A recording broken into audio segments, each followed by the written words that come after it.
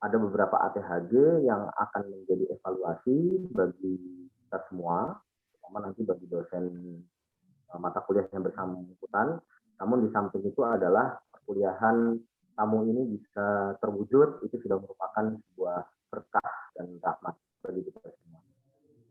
Yang kedua, saya ucapkan terima kasih juga kepada Bapak Rektor Universitas Bhayangkara, kemudian Bapak Dekan Fakultas Ilmu Komunikasi, Ibu Kaprodi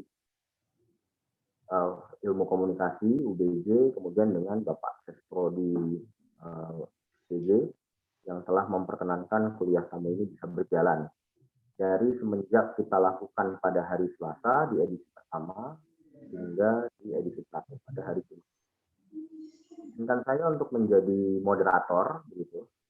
Sebetulnya bukan moderator, namun lebih kepada mix match ya, lebih kepada penggabungan antara moderator dengan pembawa acara gitu. Namun mohon izin sebelumnya Bapak, Ibu, narasumber, dan juga Mas dan Mbak mahasiswa, nanti di sela-sela acara ini berlangsung, saya juga terlibat di acara lain, jadi akan saya sesuaikan waktu, terutama untuk nanti diskusi interaktif antara Bapak Ibu narasumber, Ibu Lisa Noviana SHMH, dan juga Bapak Rozak Abdul Rozak SEMH, dengan Mas-Mas Mbak mahasiswa yang mengikuti mata kuliah hukum dan etika komunikasi. Gitu. Jadi ke depan nanti silakan berkoordinasi Bapak dan Ibu narasumber dengan Mbak Nadia dan Mbak Sekar Alesya yang akan menjadi operator, baik itu share screen maupun hal-hal yang lain terkait dengan operasionalisasi. Gitu. Ya, yang selanjutnya adalah saya ucapkan terima kasih kepada segenap narasumber.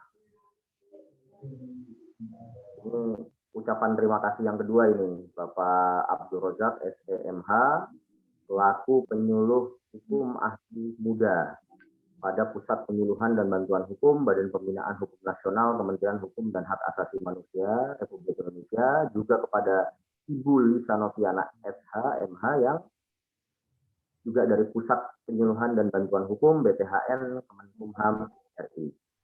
Jadi semoga dalam pemberian materi yang kedua ini kawan-kawan peserta mata kuliah hukum dan etika komunikasi ini semakin mendapatkan marwah, begitu. Semakin mendapatkan marwah, semakin mendapatkan keluasan ilmu, keluasan pengalaman yang akan dipaparkan oleh masing-masing narasumber sesuai dengan jenis perspektif dan juga jenis pengalaman maupun keahlian-keahliannya masing-masing. Untuk kawan-kawan mahasiswa, mohon nanti ketika mulai diskusi interaktif agar mempersiapkan pertanyaan yang sesuai dengan apa yang disampaikan oleh para narasumber sehingga bisa terjalin interaksi maupun diskusi yang sifatnya aktif, bukan hanya pasif. Jadi tujuan mata kuliah tamu ini akan terus diselenggarakan ke depan, insya Allah, gitu ya. Selama kita menilai bahwa program Merdeka Belajar, Kampus Merdeka itu bisa disosialisasikan dari waktu ke waktu, bahkan ketika misalnya Bapak Menteri Pendidikan yang sekarang, Pak Nadiem Makarim juga tidak menjabat lagi. Untuk mempersingkat waktu paparan dari materi masing-masing, saya persilahkan kepada Ibu Lisa.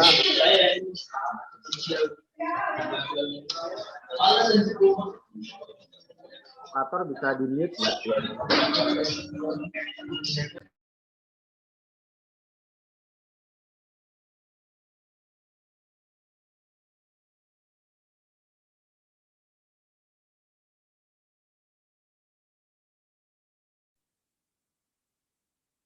Jadi nanti Ibu Lisa Noviana atau Pak Rosa yang akan memulai duluan, saya persilahkan waktu dan tempat di Zoom ini untuk menyampaikan paparan dan materi sehingga bisa diserap oleh masing-masing mahasiswa. Dan mahasiswa silahkan menyiapkan pertanyaan maupun diskusi. Dan satu hal lagi, sama seperti kelas yang sebelumnya, bahwa hasil atau output dari mata kuliah tamu ini nantinya akan mewajibkan mahasiswa untuk membuat review individu tentang materi-materi yang disampaikan oleh kedua narasumber yang harus diserahkan kepada dosen yang bersangkutan. Jadi yang kelas kemarin yang sebelumnya juga sudah membuat review dari masing-masing individu dan sudah dikirimkan ke saya. Begitupun dengan mata kuliah kamu ini, kawan-kawan peserta yang ikut atau kawan-kawan peserta yang ada di kelas ini, hukumnya wajib ya untuk membuat review sehingga bisa menjadi basis penilaian bagi dosen yang bersangkutan terhadap tugas individu maupun untuk pengkatrolan nilai ITS dan UAS-nya masing-masing. Kepada Bapak Abdul Rozak dan Ibu Lisa Noviana, waktu dan tempat kami aturkan untuk menyampaikan materi. Kami persilakan, Bapak atau Ibu. Terima kasih Pak Lukman atas kesempatannya. Yang kami hormati Bapak Rektor beserta jajaran, Pak Lukman dan juga rekan-rekan mahasiswa dan mahasiswi Universitas Udara. Untuk materi pertama, ini akan dimulai dari saya. Jadi sebelumnya perkenalan, secara singkat tadi sudah dikenalkan oleh Pak Lukman ya. Saya Lisa Noviana, penyuluh hukum ahli muda dari Badan Pembinaan Hukum Nasional.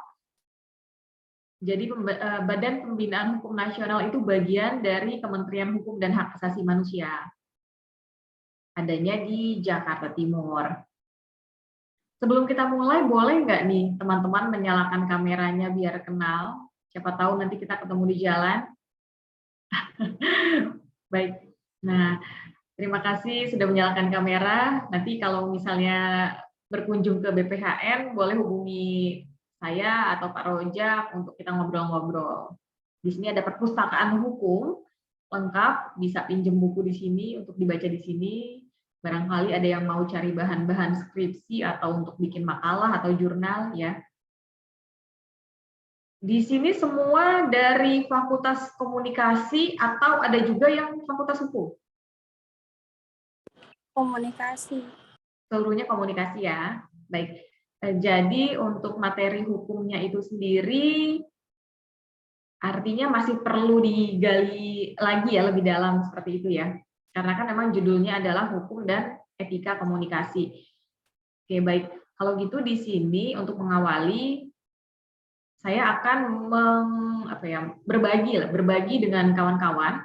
Jadi kita sistemnya diskusi aja, berbagi dengan kawan-kawan mengenai hukum. Kita belajar hukum dasar ya, sistem hukum di Indonesia dan apa kaitannya dengan komunikasi seperti itu. Jadi Indonesia ini kan merupakan negara hukum. Artinya sesuatu yang terjadi di negara ini itu sepatutnya memang diselesaikan berdasarkan hukum. Artinya tidak berdasarkan kesenang-wenangan. Selama ini kita sering mendengar arti kata hukum, tapi apakah kita memahami apa itu definisi hukum? Definisi hukum itu erat kaitannya dengan larangan, kemudian perintah, dan juga sanksi, seperti itu.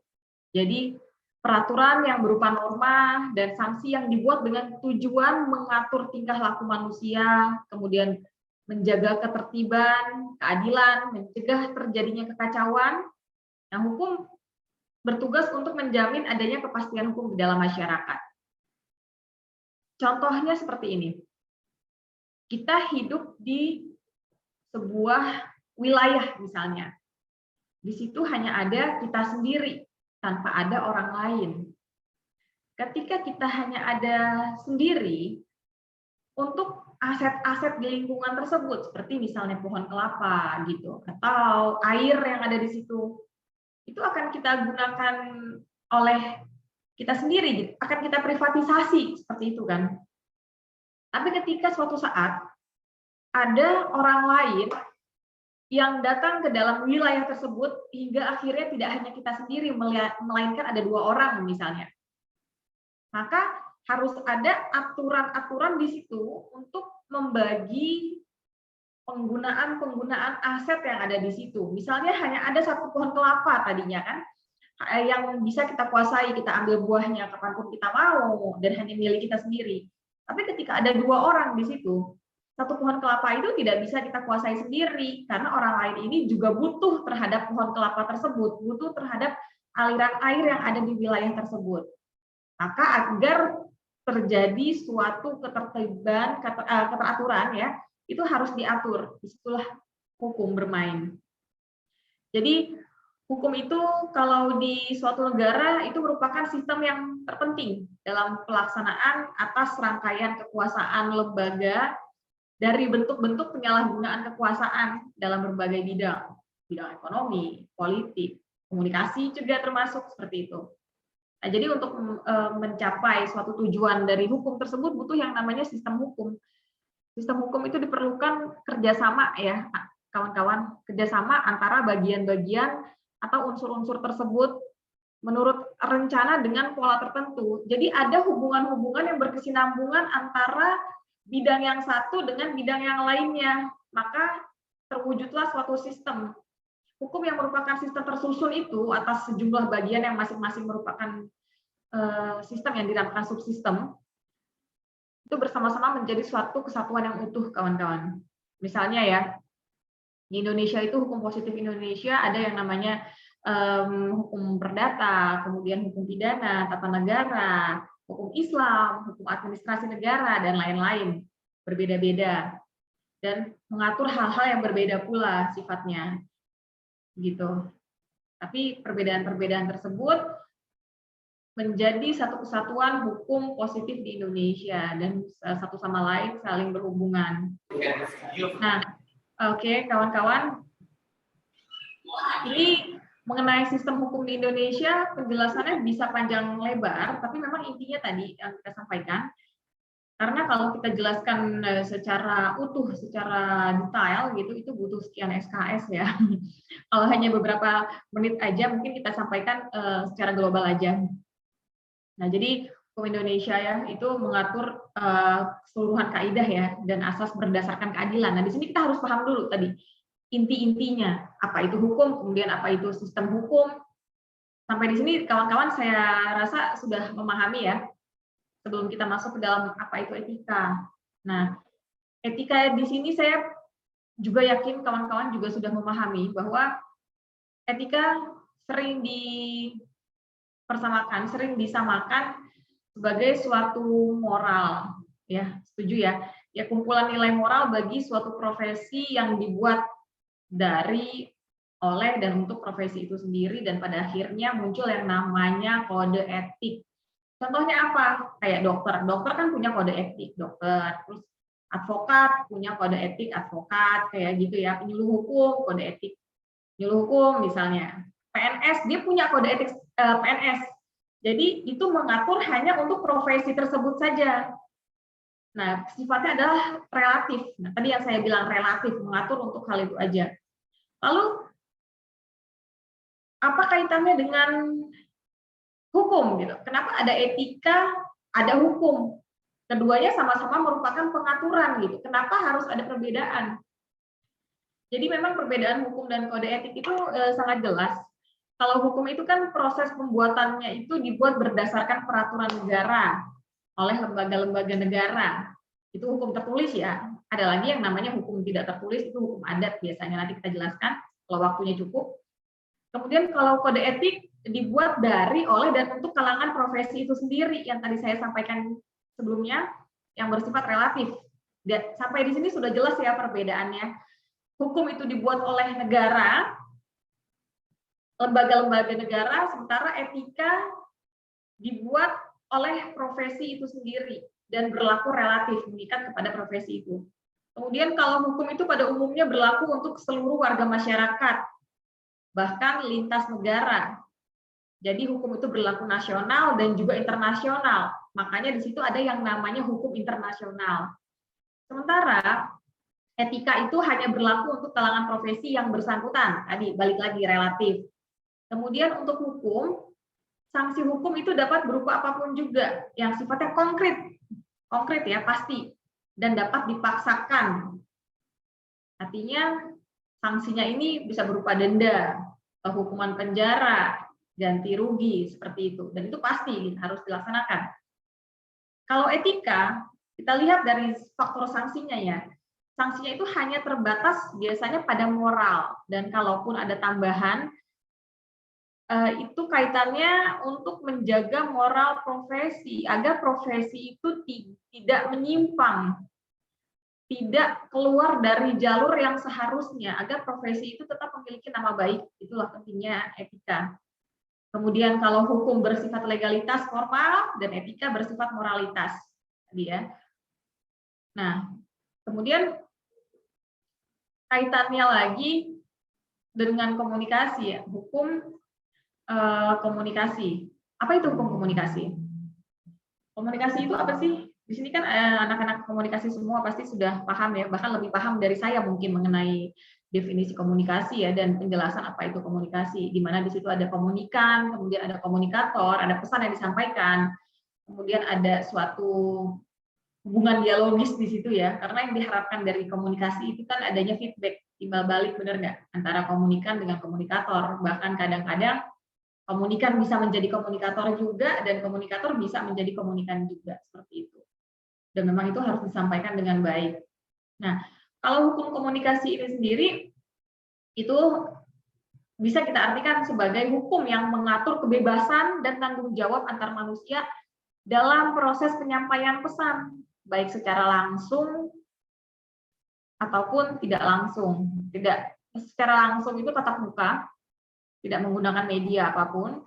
Kemudian tidak langsung itu dengan media cetak ataupun media elektronik, seperti yang kita sering gunakan saat ini. Kita sering berkomunikasi melalui WhatsApp, mungkin YouTube. YouTube kan juga banyak yang live ya dan bisa saling komunikasi.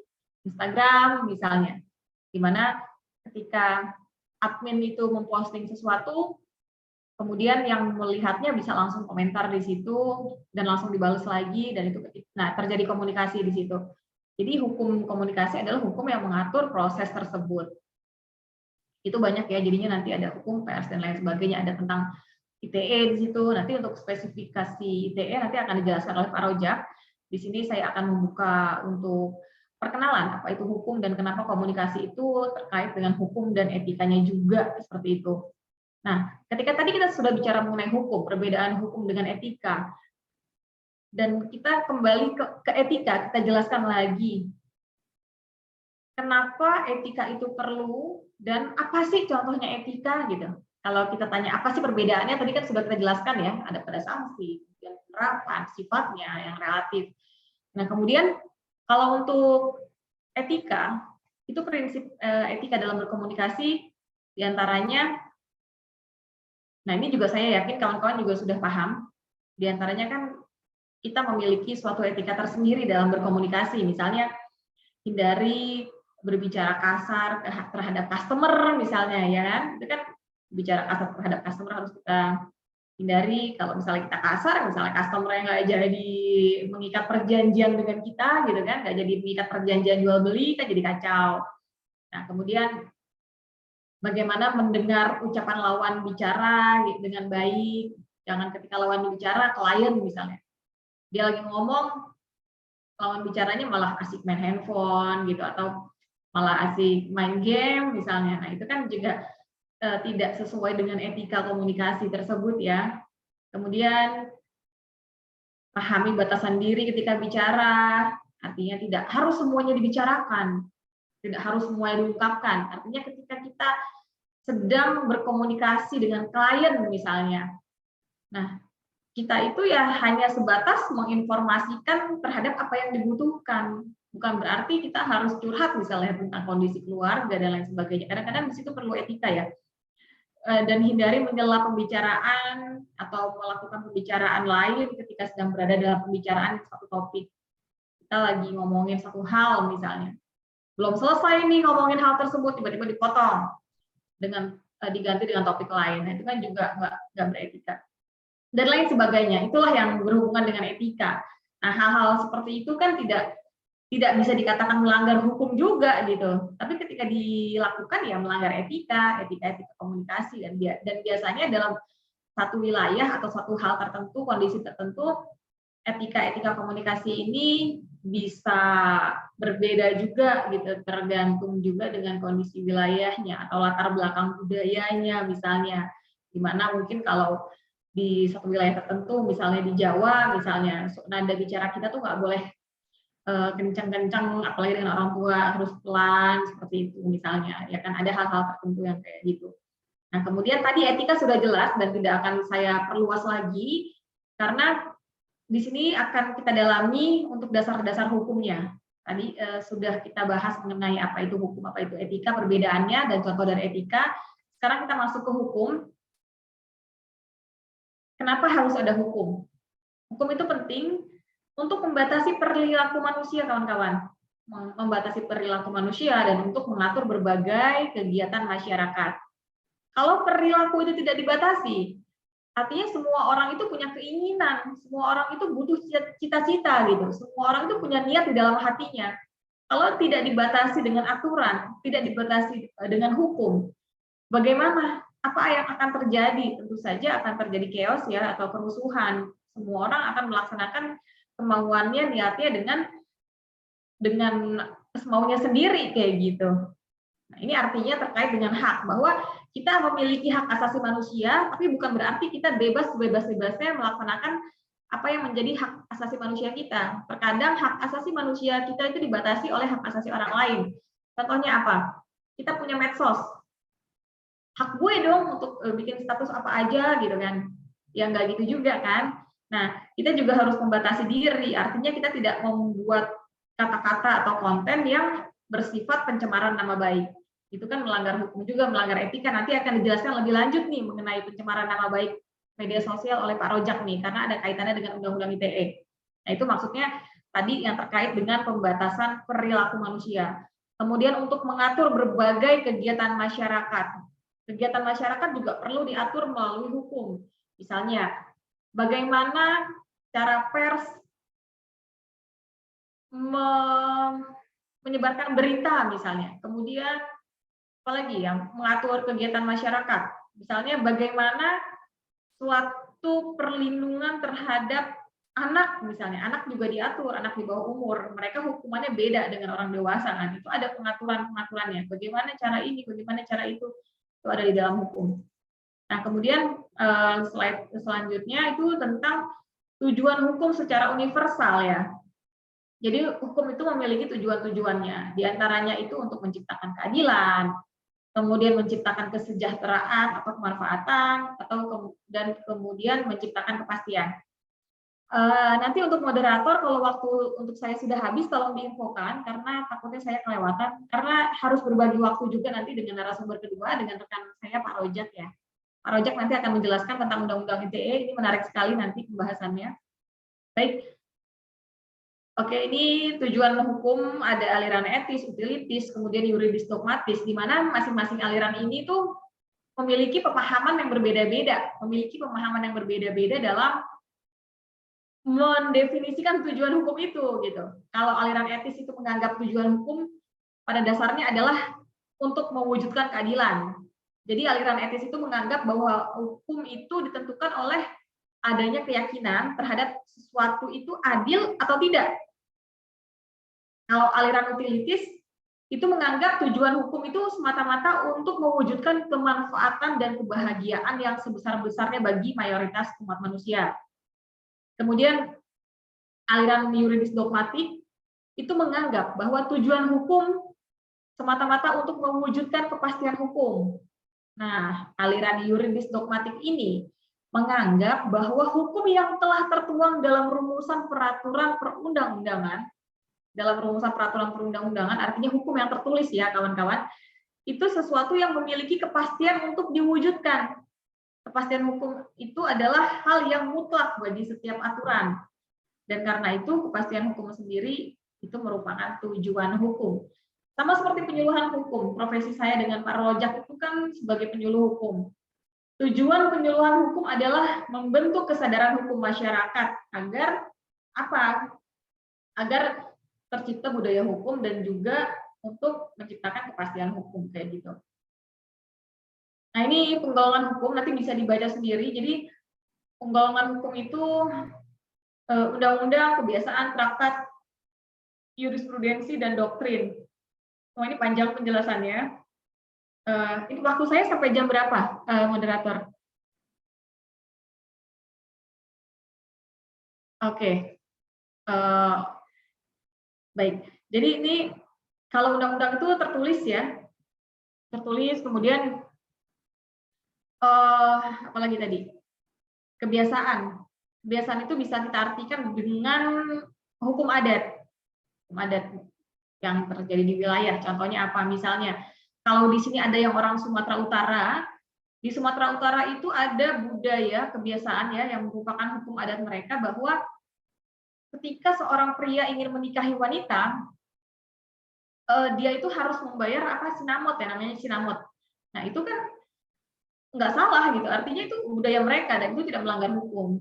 Kebiasaan itu untuk yang masih mematuhi hukum adat masih dilakukan, kalau yang tidak ya tidak gitu.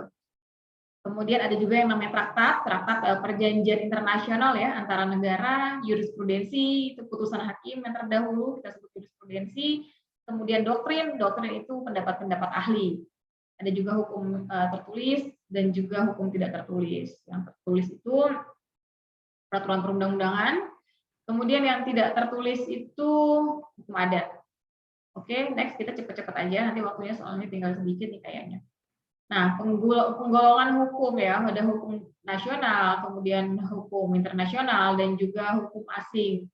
Ini penting juga diketahui bahwa profesi yang terkait dengan komunikasi itu mungkin saja nanti akan berurusan juga dengan yang namanya hukum internasional, karena sekarang kan zaman keterbukaan ya, global, artinya informasi yang kita berikan bisa juga nanti mengaitkan dengan hal-hal yang terjadi di dunia atau di negara lain, artinya itu menyangkut isu-isu internasional juga.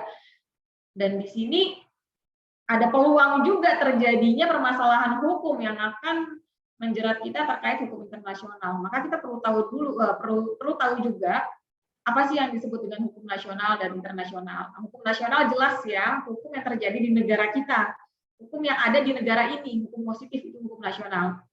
Kemudian hukum internasional itu hukum yang berlaku di negara yang satu dan negara yang lain, artinya hukum yang mengatur hubungan antar negara gitu. Hubungan antar negara bisa menyangkut bilateral dua negara atau multilateral antara beberapa negara seperti itu. Kemudian hukum yang berlaku di negara lain disebut hukum asing. Kita menyebut hukum negara lain ya, itu hukum asing. Kemudian hukum yang berisi kumpulan norma-norma atau kaidah yang ditetapkan oleh gereja misalnya dan berlaku bagi para anggotanya saja disebut hukum gereja. Kemudian hukum berdasarkan waktu berlakunya ada hukum ius constitutum dan ius constituendum. Nah, di sini kalau saya tanya apa itu artinya pasti pada tahu juga ya. Ius constitutum itu hukum yang berlaku saat ini. Hukum positif itu mungkin kita sering dengar berita, ius constitutum, ius constituendum, hukum yang berlaku saat ini. Kalau constituendum itu hukum yang dicita-citakan, hukum yang diharapkan akan terjadi pada masa yang akan datang. Itu disebut ius constituendum. Oke, apalagi? Next ya, next. Ini masih di, oke, next. Oke, hukum material, hukum formil. Nah, ini sudah jelas di sini sumber hukum yang menentukan isi kaidah hukum, merupakan faktor yang membantu pembentukan hukum. Nah, ini sudah paham juga pasti. Kemudian hukum formil merupakan tempat atau sumber dari mana suatu peraturan memperoleh kekuatan hukum tetap. Nah, menurut kita langsung aja, nanti kalau memang ada pertanyaan bisa ditanyakan di diskusi kita nanti ya, kawan-kawan. Oke, kemudian tadi apa hukum menurut mana tadi? Oke, menurut isinya ya, ada hukum privat dan hukum publik. Oke, ini. Hukum yang memaksa, tadi belum dijelasin ya, dan hukum yang mengatur. Hukum yang memaksa, hukum yang dalam keadaan bagaimanapun juga harus mempunyai paksaan mutlak. Hukum yang mengatur, hukum yang dapat dikesampingkan apabila pihak-pihak yang bersangkutan telah membuat peraturan sendiri dalam perjanjian. Nah, memaksa itu artinya ketika ada suatu permasalahan, dia sifatnya memaksa, harus ditaati misalnya. Kasus pembunuhan gitu. Itu kan pidana ya, kasus pencurian, pidana. Nah, itu biar bagaimanapun ya itu adalah pelanggaran hukum dan di situ memiliki pasal yang tegas mengenai hukuman apa yang akan diterima oleh pelakunya, meskipun nanti pada akhirnya akan diputuskan oleh hakim seperti itu. Kemudian hukum yang mengatur, hukum pelengkap, biasanya ada di perjanjian-perjanjian ya. Misalnya ini kan hukum yang dapat dikesampingkan apabila pihak-pihak yang bersangkutan telah membuat peraturan sendiri dalam perjanjian. Misalnya antara saya dengan Mbak Nadia, misal membuat perjanjian tertentu, kemudian salah satu dari kita melakukan wan prestasi misalnya. Nah, harusnya sanksinya ketika wan prestasi adalah membayar ganti rugi, tapi terjadi kesepakatan ulang di antara kita yang merubah isi perjanjian tersebut, maka peraturan tersebut atau sanksinya juga bisa jadi berubah lagi. Oke, next. Next apa itu? Oke, menurut hukum. Kantor ini bisa dibaca nih, kayaknya udah jelas. Next, waktunya udah tinggal dikit soalnya kayaknya. Next. Oke, nah ini perbuatan subjek hukum. Nah ini penting juga tadi perbuatan subjek hukum dan bukan subjek hukum. Nah, tadi yang sebelumnya oke. Jadi perbuatan subjek hukum, nah ini sedikit saya jelaskan. Peristiwa hukum karena perbuatan subjek hukum adalah semua perbuatan yang dilakukan manusia atau badan hukum yang dapat menimbulkan akibat hukum. Nah ini jelas banget ya. Misalnya saya sebagai jurnalis membuat berita tentang hoax gitu. Otomatis saya sebagai subjek hukum, sayalah yang kena sanksinya atas peristiwa hukum tersebut gitu. Karena saya sudah membuat cerita hoax. Nah, itu sudah jelas. Kemudian peristiwa hukum karena bukan perbuatan subjek hukum. Contohnya kayak gimana? Kok ada peristiwa hukum bukan karena perbuatan subjek hukum? Peristiwa hukum ini timbul karena bukan perbuatan subjek hukum. Nah, misalnya gini. Ada adik kita gitu atau anak kita lah, usia 4 tahun pegang mainan. Kemudian ada mobil lewat, dilemparlah mainan itu. Kena mobil. Pecah kacanya. Yang punya mobil berhenti gitu. Apa dia minta ganti rugi kepada anak 4 tahun itu? Kan tidak ya. Dia pasti akan nyamperin orang tuanya. Ini anak siapa? Dia sudah melempar mainannya ke mobil saya sehingga kacanya pecah. Tolong diganti gitu. Perbuatan itu bukan kita yang melakukan, tapi kita orang tuanya.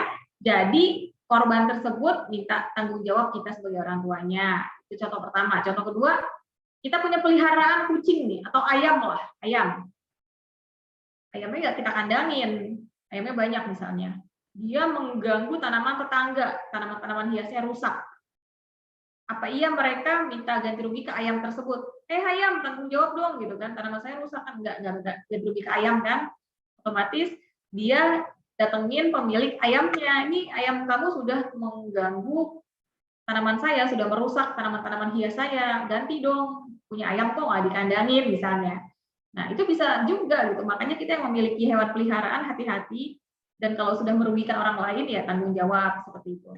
Oke, next. Tentang apa lagi nih? Oke, hukum Indonesia ini sudah jelas sepertinya ya, nggak perlu dijelaskan. Oke, next. Kita langsung aja ke Pak Roja kali ya. Next. Oke. Nah, kurang lebihnya ini masih banyak banget kalau kita mau jelasin. Ini banyak banget tentang delik. Delik biasa, delik aduan nanti bisa dijelaskan Pak Roja. Karena memang mengenai hukum dan etika komunikasi ini penting banget kita patuhi. Karena komunikasi terkait dengan tidak hanya kepada diri sendiri, kepada orang lain juga. Kembali kepada definisi komunikasi, adanya komunikan, adanya komunikator, adanya pesan yang disampaikan. Itu dia, perlu diperhatikan hukum dan komunikasi. Dari saya mengenai dasar-dasar hukum dan komunikasi, cukup sekian. Mohon maaf kalau ada kekurangan, nanti bisa kita diskusikan saja, ditanya jawab. Mungkin selanjutnya bisa ke narasumber kedua. Terima kasih. Baik Ibu, terima kasih atas pemaparannya.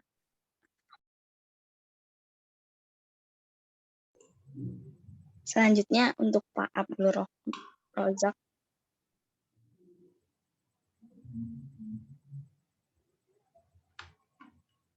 Assalamualaikum, terima kasih. Apakah suara saya terdengar jelas? Terdengar jelas, Pak. Ya, baik. Assalamualaikum warahmatullahi wabarakatuh. Selamat siang, Om Swastiastu, Nama Budaya, salam kebajikan untuk kita semua.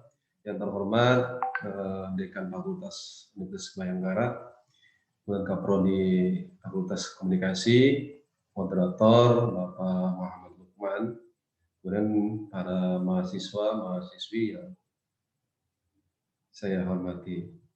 Baik, pada kesempatan kali ini saya akan memaparkan tentang etika komunikasi dari sudut pandang Undang-Undang Informasi Transaksi Elektronik. Dapat kita ketahui bahwa next nomor 2-nya. Dapat kita ketahui bahwa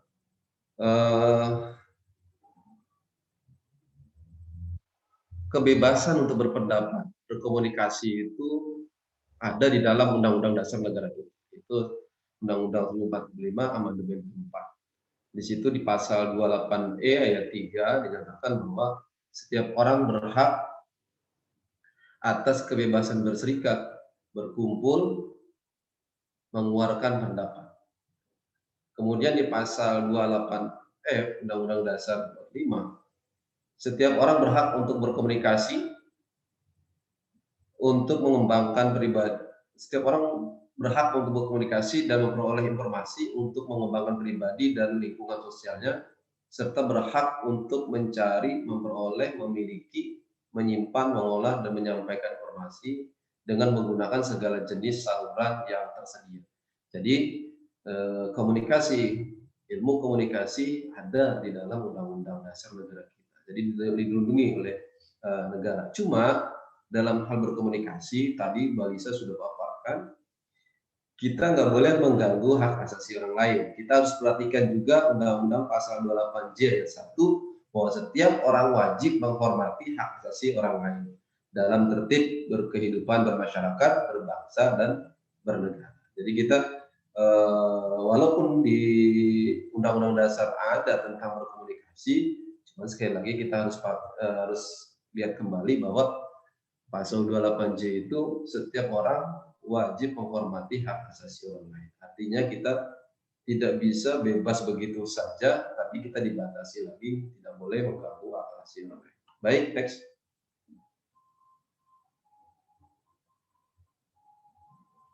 Ya, bahwa dapat kita ketahui bahwa ruang lingkup ilmu komunikasi itu sangat luas, sangat luas. Tadi Mbak Lisa sudah memaparkan tadi, dan di sini nggak hanya antara pribadi, bahkan komunikasi itu ada komunikasi sosial, komunikasi bisnis, komunikasi organisasi, komunikasi tradisional, komunikasi pembangunan, komunikasi antar budaya, komunikasi internasional, komunikasi politik, dan lain sebagainya. Artinya ruang lingkup komunikasi ini luar biasa. Bahkan PIKOM dengan penyuluh hukum ini beda tipis, beda tipis. Penyuluh hukum sama menyampaikan fokus pada penyampaian hukum yang membentuk kesadaran hukum sehingga membentuk budaya hukum. PIKOM di sini hampir sebetulnya. Jadi dia menyampaikan apa informasi yang ada di Fakultas Bayangkara, semua informasi yang ada di Bayangkara, PIKOM lah yang menjadi garda terdepan dalam rangka informasi ke masyarakat. Jadi hampir sama nih PIKOM dengan penyuluh hukum. Kemudian next.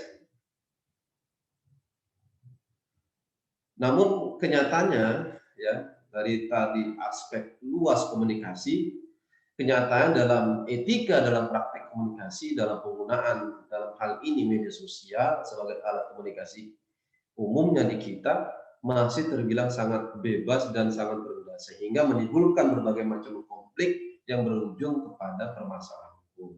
Banyak contoh-contoh kasus. Next, saya tidak paparkan panjang. Contoh kasusnya dari inisial PM, ya, Ibu Prita Mulyasari, ya, dengan kasus hukumnya. Kemudian saudara vokalis band, ya, dengan kasus hukumnya di undang-undang pornografi, kena kasus video pornografi. Kemudian ada lagi pegawai honorer yang menyebarkan materi asusila. Kemudian contoh lagi ada penistaan agama dimuat di media sosial. Kemudian ada lagi ujaran kebencian yang dialami oleh Ahmad Dhani. itu masuk pada Undang-Undang ITE. Kemudian ada lagi penggugah status provokatif imbauan COVID kemarin yang masih berjalan di kita. Nah, ini menjadi kasus dalam berkomunikasi di media sosial dan rekam jejak digital. Ini hati-hati lagi, saya pesankan kepada kawan-kawan teman-teman IKOM dan katanya juga ada dari Fakultas Hukumnya juga. Jadi hati-hati lagi dengan rekam jejak digital kita, handphone kita, segala medsos kita menggunakan yang baik, karena ada dalam kontes-kontes baik itu nanti di pertukaran pelajar ataupun pekerjaan, nanti bagian SDM itu melihat rekam jejak digital.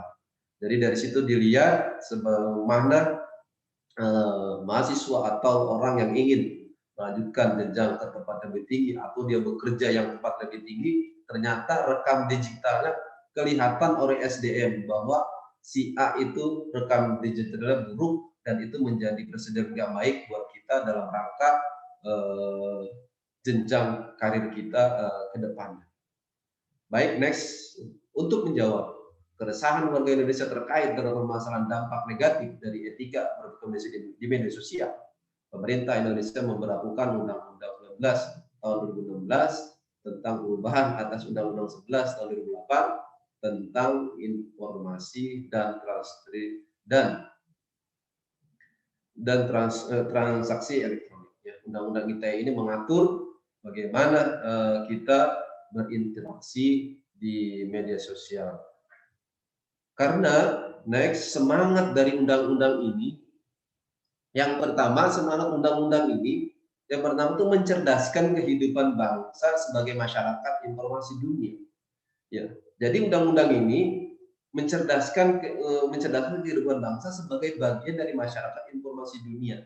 Jadi kita dalam berkarya, dalam menulis jurnal, menulis apapun, itu dalam rangka manfaatkan media ini untuk mencerdaskan, karena kan bisa juga makalah kita untuk barangkali untuk orang lain, adik-adik kelas kita, dan itu bahkan bisa menjadi passive income kali ya.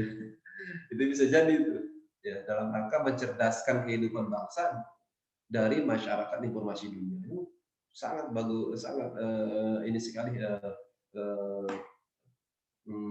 daripada semangat undang-undang ini.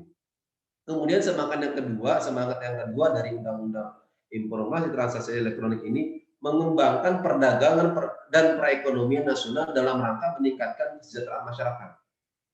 Dulu kita mungkin masih manual perdagangan kita, tapi sekarang itu luar biasa. Teknologi, semua market, semua pasar adanya di gadget kita. Bayangkan semua, dulu kalau kita mau ke pasar aja, kita jalan ke warung. Tapi sekarang dengan gadget kita tinggal pesen aja tuh. Kita pesen, klik, nasi goreng, sampai ke rumah kita. Kita klik ayam bakar, langsung ke rumah kita. Klik handphone kita, yang datang mantan.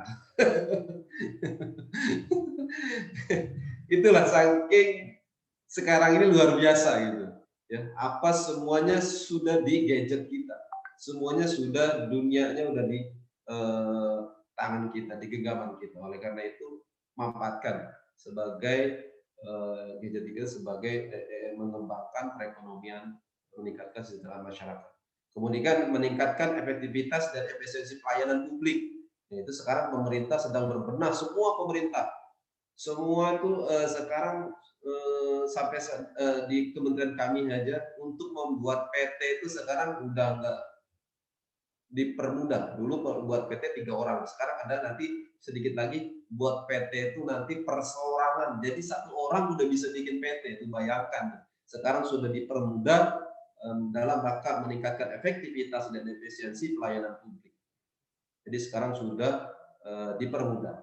Kemudian semangat daripada Undang-Undang ITE ini membuka kesempatan seluas-luasnya pada setiap orang untuk memajukan pemikiran, kemampuan di bidang penggunaan pemanfaatan teknologi informasi seoptimal mungkin dan bertanggung jawab. Jadi dibuka kesempatan luas-luasnya untuk memajukan pemikiran yang tadi saya bilang bahwa dia punya ide-ide kreatif, jurnal-jurnal, semuanya, tulisan-tulisannya, itu masukkan ke media sosial kita untuk mengembangkan kreativitas kita. Kemudian memberikan rasa aman, keadilan, dan kepastian hukum bagi pengguna dan penyelenggara teknologi informasi. Jadi dengan adanya undang-undang ini, barangkali kita yang dihina oleh orang lain. Oleh karena itu ada payung hukumnya undang-undang ini. Kita bisa mengadukan permasalahan hukum dengan ada undang-undang ini. Jadi kita dihina di media sosial atau gimana, jadi kita punya payung hukum, negara punya payung hukum dari undang-undang informasi transaksi elektronik ini. Next, selanjutnya, ya, untuk kita beretika berkomunikasi, dalam kita berkomunikasi dari yang luas ilmu komunikasi tersebut, hindari next,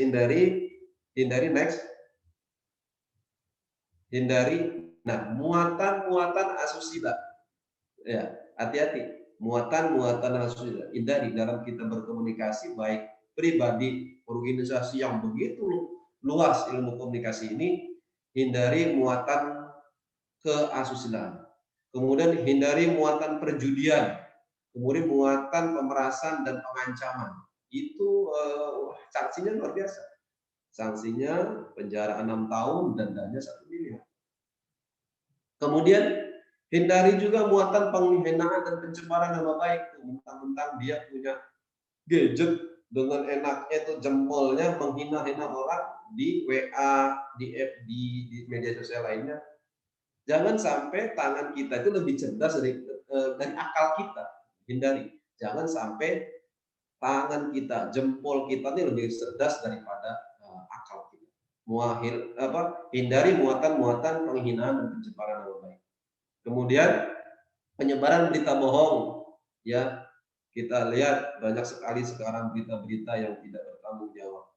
Jangan kita ikuti daripada informasi-informasi yang tidak jelas dan tidak akurat. Itu akan merugikan kita karena akan bersangkutan dengan undang-undang ini. Bahkan itu hukumannya 6 tahun, dendanya 1 miliar. Kemudian ujaran kebencian, permusuhan berdasarkan suku, agama, ras, dan antar golongan. Ini nggak boleh. Ujaran kebencian. Apalagi mohon maaf, Jawa lu di komunikasi kita, di media kita, Jawa lu, Sunda lu, Betawi lu, atau gimana. Nah, itu nggak boleh. Hindari itu dalam kita beretika komunikasi, agar kita tidak terhindar agar kita tidak terkena permasalahan hukum di kemudian hari. Kemudian mungkin ini yang terakhir, nanti yang selanjutnya tinggal dibaca saja. Ancaman kekerasan dan menakut-nakuti. Nah, ini termasuk dengan cyberbullying, ya. Mengancam di media sosial, ya. Kekerasan psikis itu luar biasa, ya.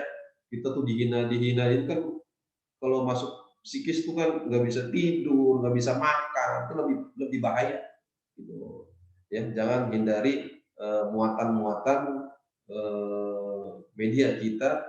Kemudian komunikasi kita dalam rangka beretika komunikasi kita, hindari muatan-muatan yang ujaran kebencian. Kemudian tanpa hak mengakses komunikasi komputer atau sistem elektronik milik orang lain. Nggak boleh tuh pinjam handphone orang lain tanpa sepengetahuan kita. Itu kena undang-undang ini. Kemudian next, bisa dibaca saja. Kemudian tanpa mengakses, ini intersepsi atau penyadapan, nggak boleh kita menyadap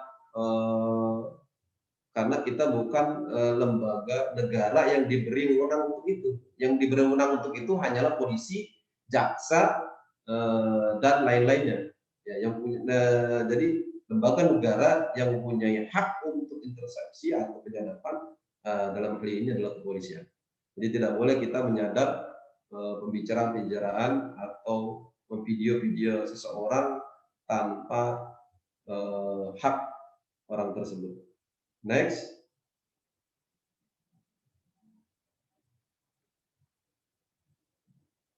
Lanjut lagi, dibaca lagi saja. Next.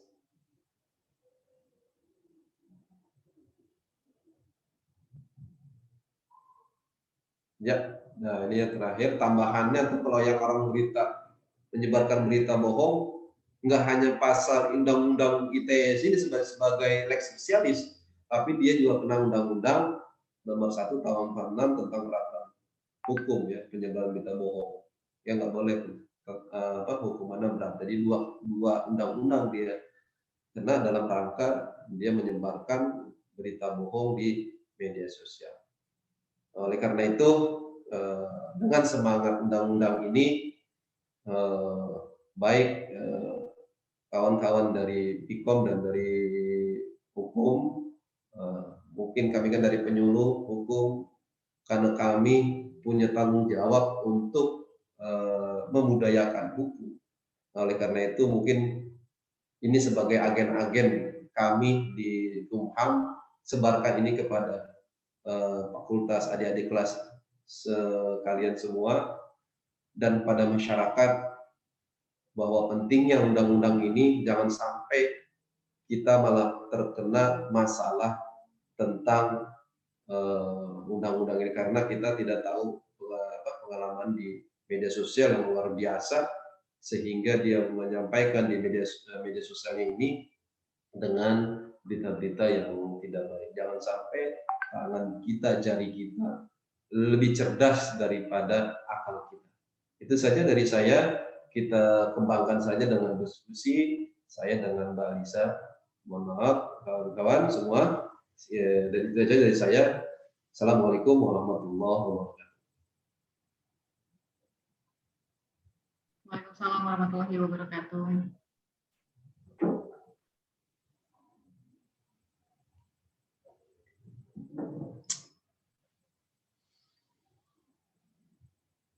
Baik, terima kasih kepada Bapak Abdul Razak. Kepada teman-teman semuanya, jika ada yang ingin ditanyakan, dipersilakan.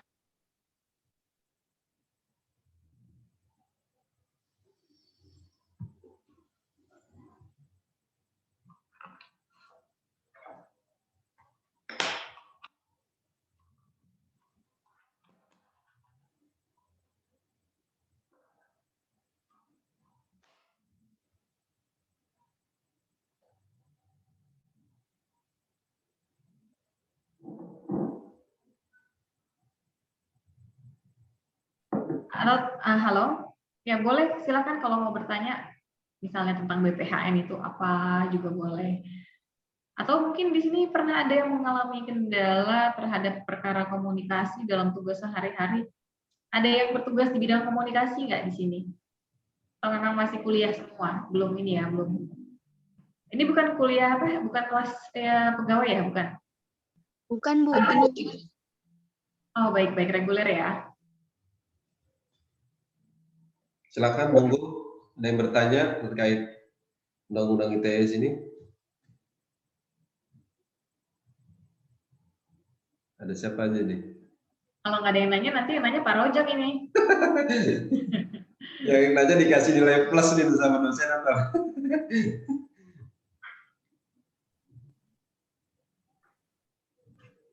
Di sini rata-rata semester berapa? Semester 5, Ibu. Semester 5, sebentar lagi selesai ya. Wah, sedikit lagi selesai. Ada yang skripsinya nyerempet-nyerempet ke hukum nggak? Boleh nanti magang di BPHN, Mbak Nisa. Bikin konten vlog, Mbak. Ya, Mbak. Nyerempet ke hukum Ya, nanti. kita sama-sama kita, Mbak. Oh iya, Mbak Diana, ini sepertinya rekamannya nanti ada di host atau co-host. Ini dari, kalau host atau co-hostnya dari pihak Bayangkara ya? Ubara ya? Karena, nah, mungkin nanti kalau memang ada, boleh nanti di-share, tapi kalau nggak ada ya nggak apa-apa. Rencananya kalau nanti ada rekamannya mau kita publis di mana, di YouTube. Ada, kita punya YouTube namanya Sabda Hukum, sekaligus memperkenalkan kawan-kawan PIKOM Ubara juga ya, dan memperkenalkan Ubara. Seperti itu. Boleh silakan kalau ada yang mau bertanya seputar penyadapan mungkin. Atau tentang apakah kalau misalnya melanggar etika itu bisa dikenakan sanksi seperti halnya melanggar hukum gitu.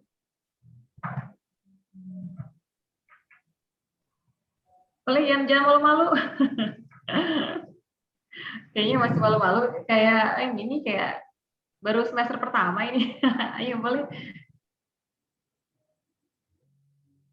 Sudah belajar apa aja sampai saat ini mengenai hukum dan etika komunikasi kalau boleh tahu?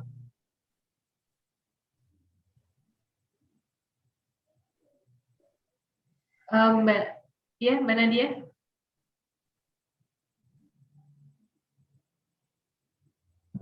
Ibu, maaf aku mau nanya. Ya. Sebenarnya BPHN itu lebih bertugas kemana ya, Bu? Aku belum terlalu ini dan aku mau nanya kan tadi kan tentang materi Bu Lisa yang kayak tadi aku simak yang kayak tentang peristiwa hukum ya. Itu ada dua yang dimana perbuatan subjek hukum, peristiwa hukum karena perbuatan subjek hukum yang tadi contohnya itu kayak anak kecil dia lagi pakai apa main-mainan ya, terus mainan itu kena mobil, terus yang bakal tanggung jawabnya kan pasti orang tua dari si anak kan ya. Nah terus tadi yang peristiwa hukum karena bukan perbuatan subjek hukum itu kayak gimana ya Bu? Tadi putus-putus gitu, aku dengernya nggak terlalu gitu. Kalau BPN saya jawab Mbak Lisa. Oh boleh. Wah. Terima kasih Bu, Pak. Ya. Silakan Pak Rojak tuh. Tuh si BPHN Pak Rojak. Saya dulu. Ya. Oh, boleh. Jadi kami BPHN, Badan Pembinaan Hukum Nasional itu panjangan dari Kementerian Hukum dan HAM. Terkait produk kami itu naskah akademik peraturan perundang-undangan. Naskah akademik peraturan perundang-undangan. Dan kemarin ada dari kawan Mubara itu dari Dirjen PP. Jadi itu kami dengan Dirjen PP dua yang nggak berpisah. Kalau Dirjen PP dari rancangan perundang-undangannya, pasal apa, A, B, C, D, itu isinya apa, klausulnya. Kami dari naskah akademiknya, dari pendapat-pendapat para guru-guru besar hukum di Indonesia, kita mintakan pendapatnya. Naskah akademik, misalkan undang-undang apa.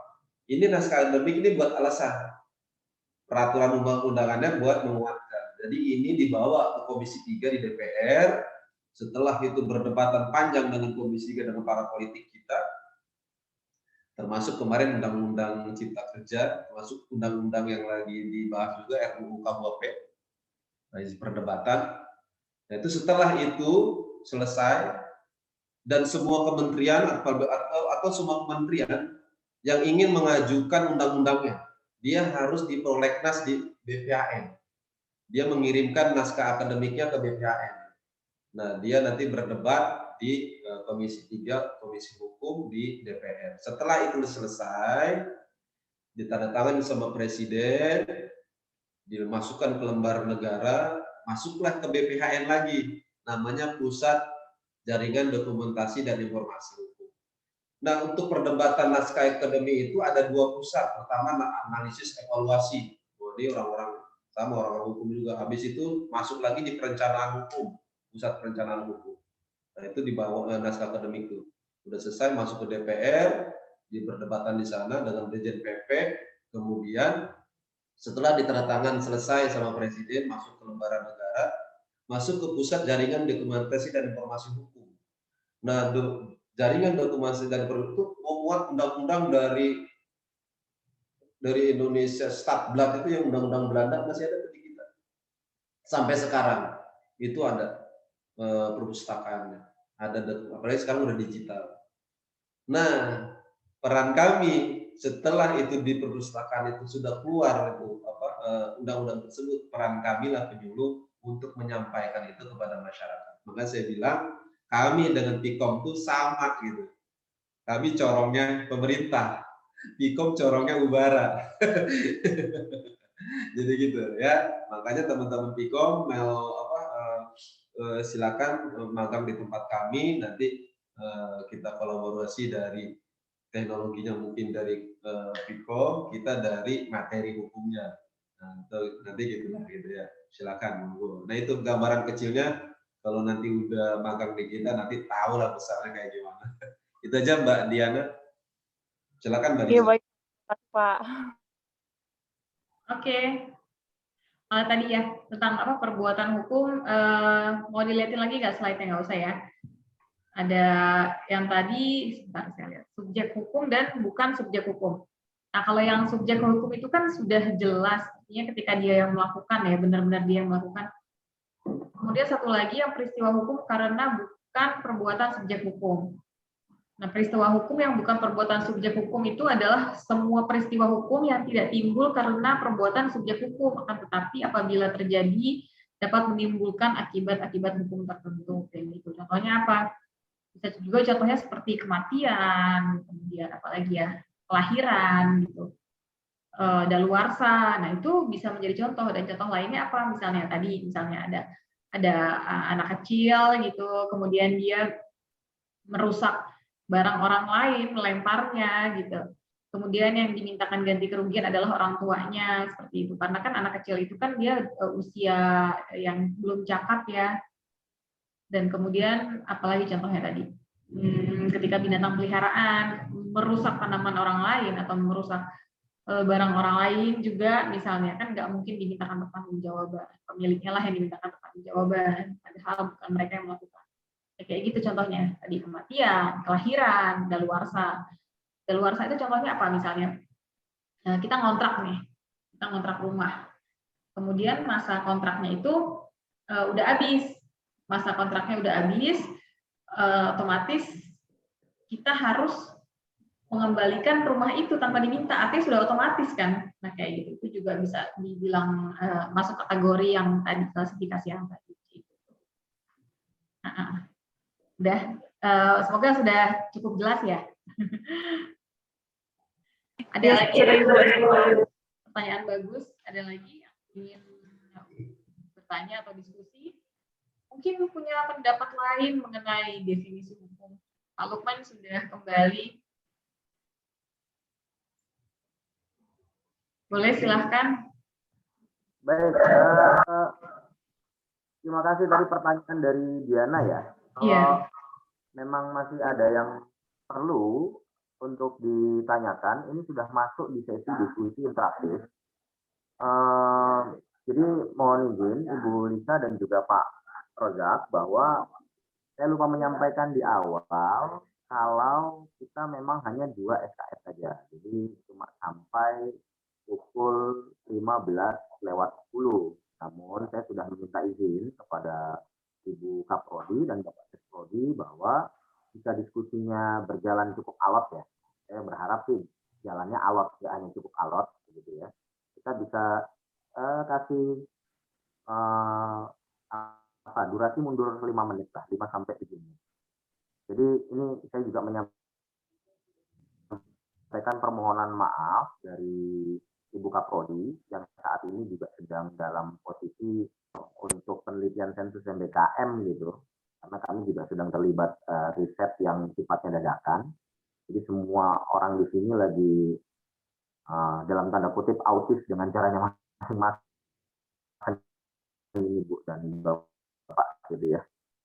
Jadi kami bisa untuk menutup acara ini. Jadi nanti mungkin acara ini akan saya tutup dengan ucapan terima kasih mewakili beliau. Tapi sebelum kita tutup, saya ingin memberikan kesempatan kepada kawan-kawan. Tadi sudah ada Diana, pertanyaannya juga cukup menarik menurut saya, begitu ya. Mungkin untuk memancing kawan-kawan mahasiswa untuk bertanya, jangan memulai dengan dikotomi bahwa hukum dan komunikasi atau etika itu merupakan disiplin yang berbeda. Meskipun jadi jangan terjebak pada dikotomi bahwa mentang-mentang ada prodi hukum, prodi komunikasi, bahasannya pun pasti berbeda. Pada kenyataannya atau secara faktual nanti dan secara aktualnya, ketika kawan-kawan mahasiswa nanti berhadapan di dunia yang sifatnya pekerjaan, itu tidak bisa melepaskan diri atau memilih-milih gitu. Saya cuma mau yang bekerja masalah komunikasi atau saya hanya mau yang masalah hukum saja gitu. Terus kalau orang komunikasi tidak berhak tahu hukum, orang hukum pun tidak berhak tahu komunikasi. Nah, ini hal-hal yang merupakan dikotomi seperti ini merupakan yang menurut saya harus digempur habis-habisan gitu ya, karena pada dasarnya 3 subdisiplin ini, baik hukum, etika maupun komunikasi, itu merupakan hal yang tidak terpisahkan satu dengan lain. Jadi, sebagaimana yang sudah disampaikan oleh Diana, meneruskan apa yang sudah ditanyakan oleh Diana itu juga boleh. Atau mau mulai dengan pertanyaan yang lain lagi juga boleh. Saya berikan waktu, silakan kepada kawan-kawan untuk mengorganisir dirinya sendiri untuk bertanya, dan kemudian karena ini nanti akan masuk di review ya. Jadi kawan-kawan nanti akan menuliskan review dari materi yang dipaparkan oleh kedua narasumber, Ibu Lisa dan Pak Rojak, dan juga pertanyaan-pertanyaan yang muncul maupun diskusi-diskusi yang disampaikan. Silakan. Saya gelar arena bebas untuk bertanya. Jadi jangan mulai dengan dikotomi terlebih dahulu. Monggo.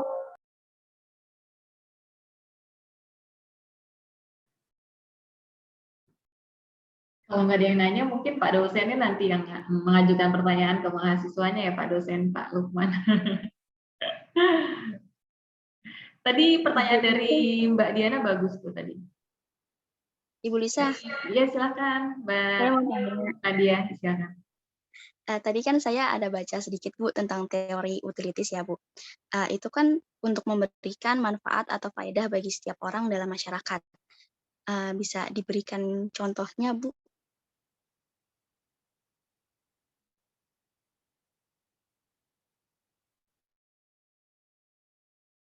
Tentang teori utilities ya. Iya Ibu. Oke, yang menganggap bahwa tujuan hukum itu hanya semata-mata untuk mewujudkan kemanfaatan dan kebahagiaan yang sebesar-besarnya bagi mayoritas umat manusia gitu ya.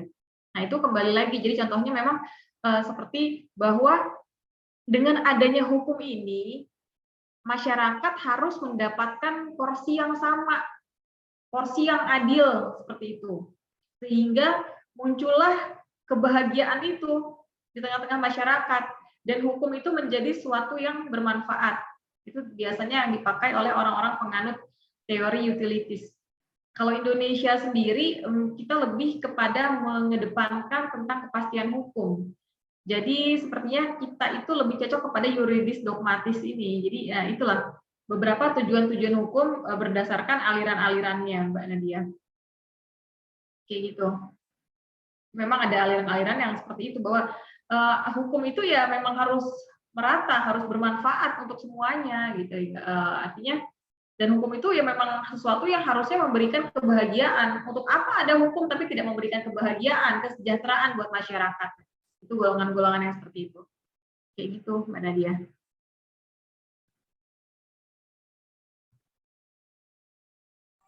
Saya tambah boleh? Boleh. Jadi asas hukumnya unity before the law, persamaan di muka hukum. Gitu. Jadi kita semua anak bangsa nggak usah takut sekarang dengan adanya hukum tuh.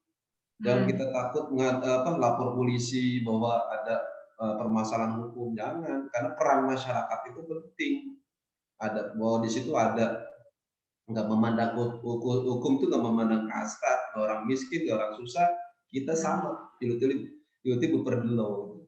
Jadi kita semuanya sama di hadapan hukum, itu Mbak. Jadi kita nggak usah takut. Ada orang nggak mampu, ada permasalahan hukum, dia nggak mau lapor, takut. Nah itu nggak boleh. Kita sama di hadapan hukum. Makanya pentingnya tadi Mbak Lisa belajar hukum itu apa, ke situ. Jadi gitu, kita semua masyarakat Indonesia sama di hadapan hukum. Jadi kalau ada permasalahan hukum, lapor, jangan takut. Kalau kita takut, ada namanya perlindungan LPSK, perlindungan saksi dan korban. Gitu. Jadi nggak usah takut. Kita sama di hadapan hukum. Jadi kita nggak usah takut. Itu saya tambahkan sedikit dari tambahin lagi Mbak Lisa.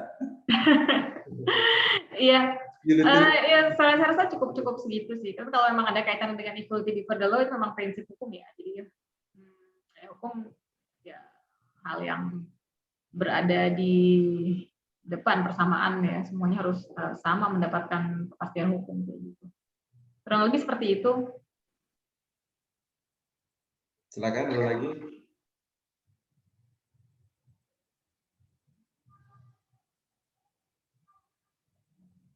Ada lagi yang ingin bertanya atau ingin berargumen atau berdiskusi, ingin menyampaikan pandangannya, boleh loh.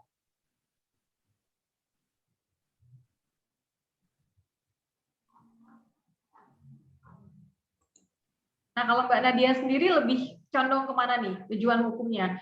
Lebih melihat kepada yang etis, utilitis, atau yuridis dogmatis nih, Mbak? Lebih ke mana ya? Condongnya. Barangkali lebih cocok kepada, oh sepertinya memang harusnya yang etis aja gitu, memang harusnya yang utilities aja kayak gitu. Kalau saya pribadi lebih ke etis, Bu. Kemana? Etis, Bu. Etis ya. Ya. Lebih setuju dengan golongan itu ya, teori etis itu berarti penganutnya Aristoteles. Mas Oke. Mas Aldi. Mas Aldi gimana nih? Ada pertanyaan Mas Aldi? Oh, Mas Aldi, ini ya, raise hand ya. Silakan Mas Aldi.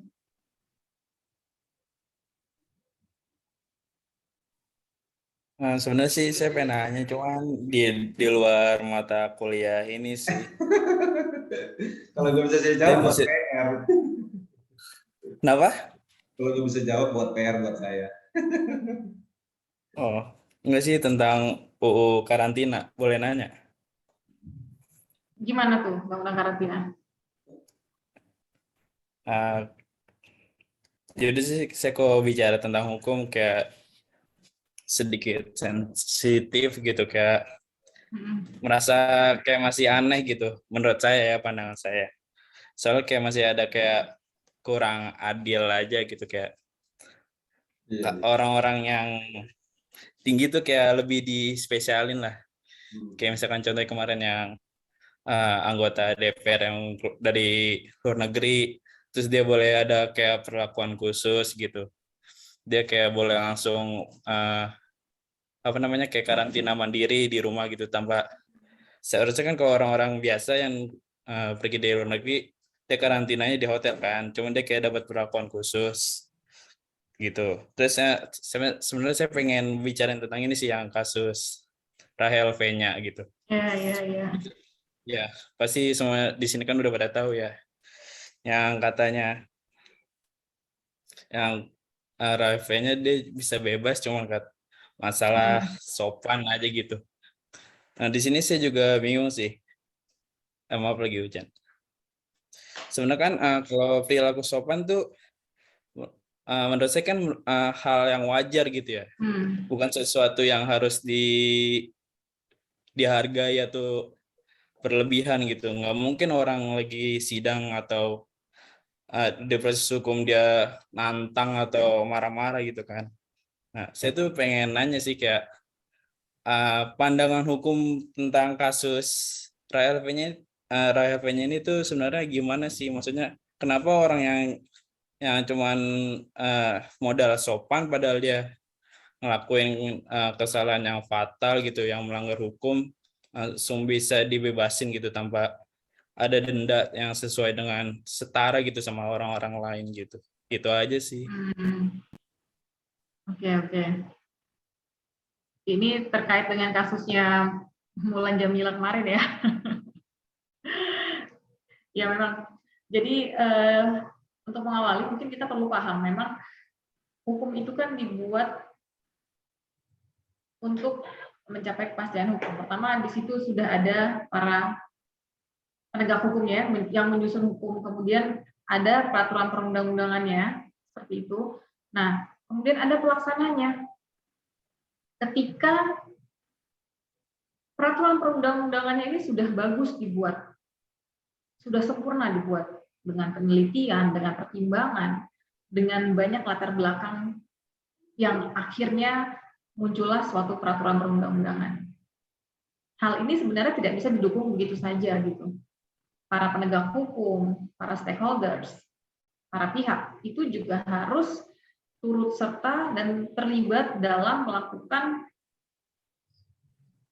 apa-apa yang diatur di dalam peraturan perundang-undangan tersebut. Nah, ketika kita sendiri, bahkan penegak hukumnya sendiri gitu ya, melanggar apa yang sudah diatur di dalam peraturan perundang-undangan, maka ya hukum itu ya tidak akan ada lagi fungsinya gitu kan. Artinya kita melanggar apa yang sudah kita buat sendiri. Memang seharusnya seperti itu.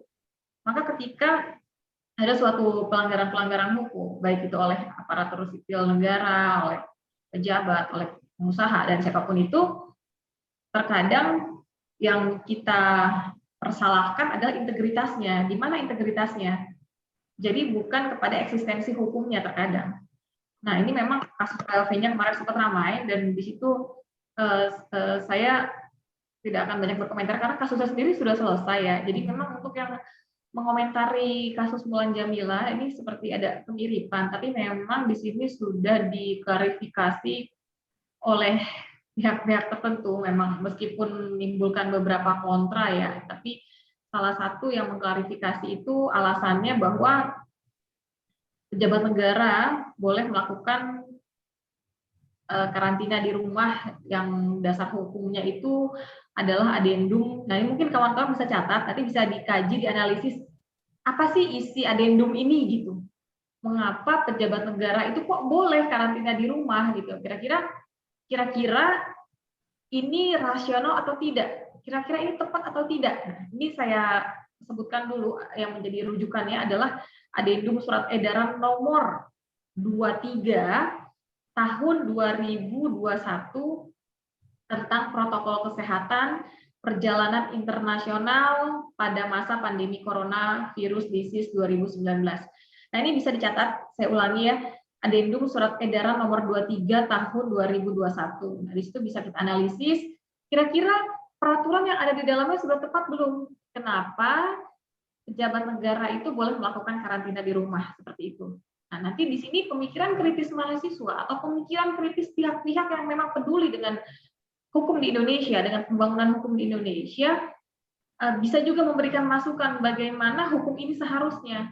BPHN itu sendiri sudah menyediakan aplikasi yang namanya Partisipasiku. Nanti masyarakat, mahasiswa, pihak-pihak yang peduli dengan hukum, itu bisa klik bphn.go.id, kemudian masuk ke dalam Partisipasiku. Nanti di situ bisa tuh kita sampaikan masukan kita mengenai peraturan perundang-undangan yang ada di Indonesia. Misalnya kita nggak setuju, saya tidak setuju dengan pasal sekian dengan alasan begini, sebaiknya seperti ini.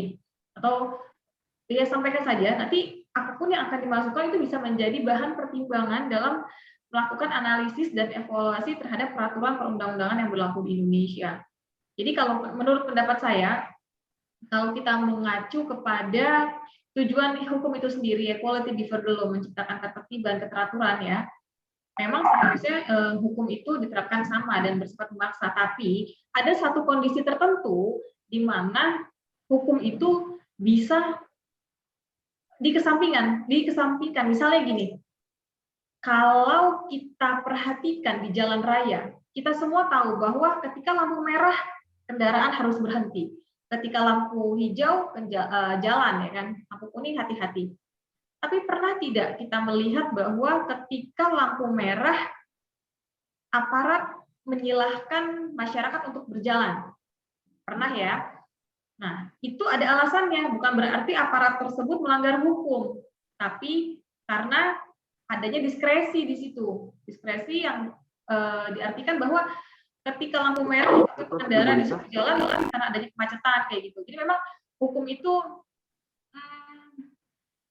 memiliki perannya sendiri. Nah, kembali lagi ke yang tadi, dasarnya memang Mulan Jamilah itu diminta untuk karantina di rumah yang tadi, dan di situ mahasiswa silakan membuka peraturan tersebut biar kita bisa analisis bersama, nanti kita sampaikan masukannya. Jadi seperti itu, Mas, mungkin jawabannya. Silakan ada lagi. Mungkin boleh nanti kita bisa diskusi lebih lanjut, karena memang ketika kita bicara tentang hukum ini panjang banget pembahasannya nih. Kalau di sini bisa habis 4 SKS. Gimana Pak Lukman? Ini bagus Pak pertanyaannya Pak. Baik, ada yang mau ditambahkan mungkin dari Pak Kausa? Ya, sedikit saya tambahin terkait saya menangkap tuh tadi, jadi hukum tuh tumpul ke atas, tajam ke bawah, saya simpulin kayak gitu. Memang pada tataran pembentukan kami di BPN udah berdarah-darah itu Mas, bikinnya tuh dari naskah akademik, kemudian perancangan itu perdebatannya panjang sampai diteken sama DPR dan Presiden.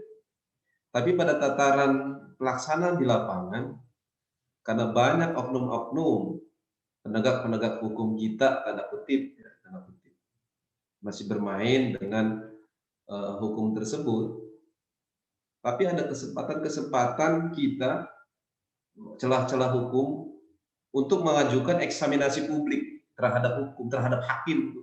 Jadi putusan tersebut bisa dieksaminasi, eksaminasi publik terhadap putusan hakim. Jadi bisa digugat kembali.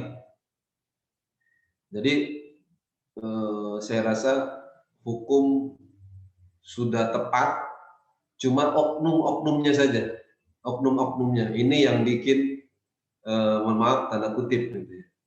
Jadi oknum ini yang pasti bermain. Nah, terkait surat edaran, memang surat edaran ini itu kalau surat edaran beda dengan undang-undang perlakuannya. Kalau undang-undang kalau nggak pidana perdata, tapi kalau surat edaran itu sanksi administrasi, sanksi administrasi. Jadi mengikatnya ke dalam, ke dalam. Bisa juga dia apalagi tadi sudah ada adendum, artinya ada perubahan dari surat edaran tersebut. Jadi bisa ada kelonggaran-kelonggaran hukum. Jadi kalau dia perlakuannya undang-undang, sekali lagi kalau dia perlakuannya undang-undang, bisa dia kena pidana dan bisa dia kena perdata. Tapi kalau surat edaran, dia nggak bisa dipidana, nggak bisa dihukum. Tapi dia kena sanksi administrasi, biasanya bayar denda atau segala macamnya. Biasanya sih bayar denda deh. Gitu. Jadi saya kira kami masih semangat bahwa tinggal oknum-oknum pemerintah perangkat-perangkat hukum kita nih, bisa nggak ini menjadikan hukum menjadi panglima itu? Ini yang masih kita tunggu. Padahal perangkat kita sudah luar biasa di Indonesia. Tinggal penegakannya aja ini yang masih tanda kutip. Tapi kami yakin itu adalah oknum, tapi negara dalam hal ini sudah memfasilitasi itu. Artinya kita equality before the law, persamaan di hadapan hukum sudah kita laksanakan dan itu pemerintah sudah berbenah semua. Jadi misalkan ada oknum kepolisian menjebak kita, misalkan di situ ada, itu bisa ngaduin aja ke Kompolnas, aduin polisinya dengan bukti-bukti, kan ada. Boleh, tapi dengan bukti-bukti. Gitu. Jadi oknum-oknum itu sekarang apalagi sudah pemerintah kita nih WBK, WBBM, wilayah bebas korupsi, wilayah bebas bersih melayani. Itu udah kena sanksi tuh oknum-oknum itu sekarang. Cuma kita nggak ngerti nih di tataran izinnya, di tataran pengawas-pengawas internalnya udah sejauh mana. Padahal di internal kita sendiri aja udah nggak ada bisa yang bermain seperti itu. Sogok menyogok, suap menyuap udah nggak boleh. Itu kalau ketahuan udah habis itu. ASN itu habis itu. Sekarang itu udah nggak ada ampun. Gitu. Karena kita semangatnya udah WBK, WBPM, wilayah bebas korupsi, wilayah bebas melayani. Gitu. Karena kita udah semua pemerintah sudah bebenah itu. Jadi mudah-mudahan semangat pemerintah ini terus, dan kami yakin hukum menjadi panglima di negara kita. Itu aja Mas. Terima kasih. Oke, baik. Dua penanya dan jawabannya cukup padat ya, padat. Dan masalah ini menjelaskan atau tidak, nanti silahkan kawan-kawan mahasiswa bisa melakukan kontak secara berkelompok atau secara individu terhadap pun Bapak Abdul Razak. Jadi kawan-kawan mahasiswa mungkin perlu dikasih tahu juga atau diberitahukan, beliau-beliau ini bekerja secara berkelompok begitu ya. Jadi gawai secara berkelompok, jadi ada banyak penyuluh hukum, ada banyak yang melakukan sosialisasi hukum itu sendiri di dalam wadah yang bernama Pusat Penyuluhan dan Bantuan Hukum. Jadi tempatnya sendiri terbuka ya, begitu ya Pak Rozak ya? Ya, siap. Untuk bagi masyarakat ya. Jadi nggak perlu bawa surat keterangan miskin, nggak usah perlu surat keterangan kaya, begitu. Pokoknya masuk nih DPHN ya Pak Rozak. Siap. Nah, sekali lagi, itulah kenapa alasannya kalau kita lihat dari lambang atau simbol hukum itu sendiri, seorang perempuan yang ditutup matanya ya Bang ya. Jadi supaya ya Ibu Lisa ya, jadi supaya dia tidak bisa melihat apakah ini kaya, ini berita apa, ini miskin atau laki-laki, perempuan, jadi nggak bias gender. Itu mungkin maksud dibalik simbolnya. Ya,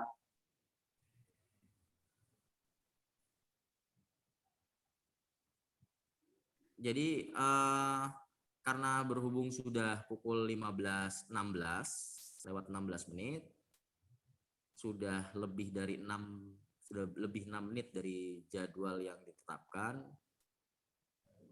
Saya akan menutup kelas tamu ini. Pak Lukman, mohon maaf. Terima kasih kepada Ibu Lisa Noviana Pak Lukman. maupun kepada Bapak Abdul Razak dan juga kepada seluruh mahasiswa yang sudah mengikuti perkuliahan tamu ini. Saya ingin memberikan sedikit arahan yang diberikan oleh Bapak Dekan dan juga Ibu Kaprodi bahwa kawan-kawan mahasiswa diharapkan ke depannya akan lebih interaktif lagi, lebih aktif dalam diskusinya, lebih aktif dalam melakukan riset dan penelitian terhadap apapun yang disajikan. Misalnya kalau ini mata kuliah hukum dan etika komunikasi, maka aktif dalam melakukan riset-riset terkait isu-isu dalam mata kuliah ini, yang artinya tidak mulai dengan dikotomi sekali lagi. Karena kalau kita sudah melakukan dikotomi terhadap subdisiplin dan disiplin, kita akan terjebak pada sesuatu yang akhirnya, loh itu kan bagian-bagian saya.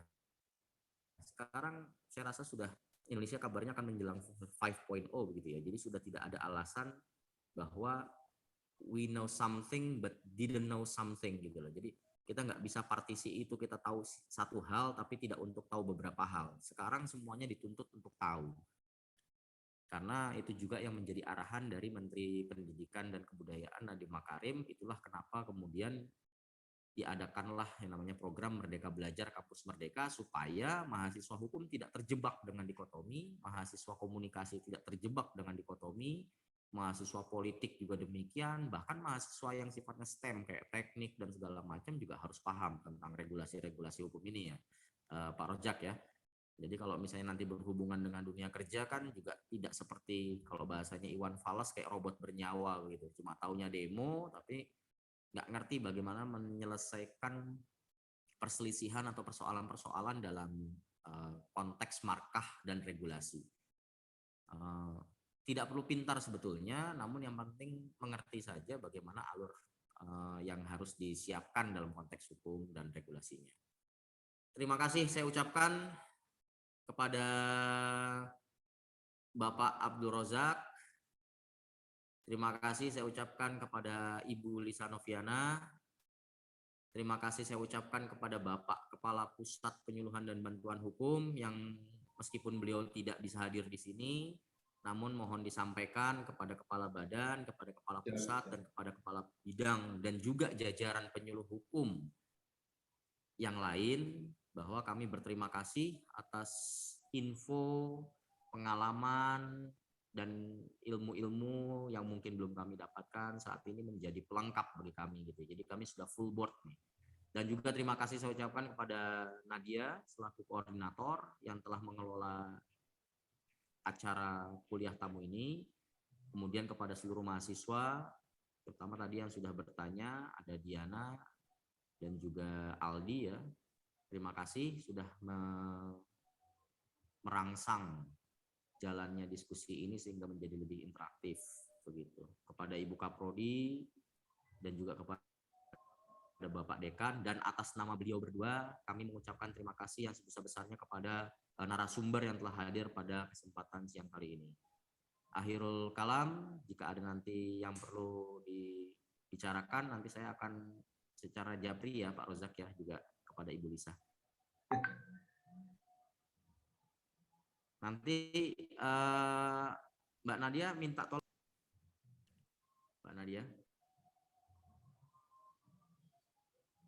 Mbak Nadia bisa mengonfirmasi? Maaf Pak, di sini suaranya terputus-putus Pak. Atau siapa yang ini bertanggung jawab? Ya Pak. Baik, nanti rekamannya tolong diberikan kepada saya, gitu ya. Dan jangan lupa kawan-kawan mahasiswa, last but not least, kawan-kawan masih harus menuliskan review atau resume. Sebetulnya bukan review tapi resume ya, resume atau ikhtisar dari mata kuliah atau paparan yang sudah disampaikan oleh dua narasumber, dari Ibu Lisa maupun dari Bapak Abdul Rozak. Begitupun dengan diskusi-diskusi yang sudah terjadi pada kesempatan kuliah tamu ini.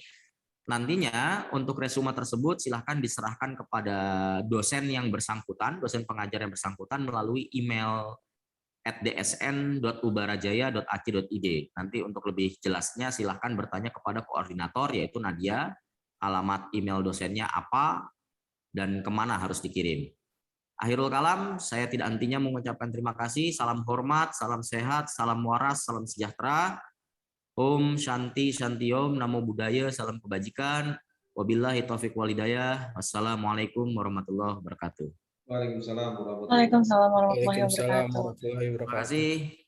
Izin live, Bang Lukman, izin live ya.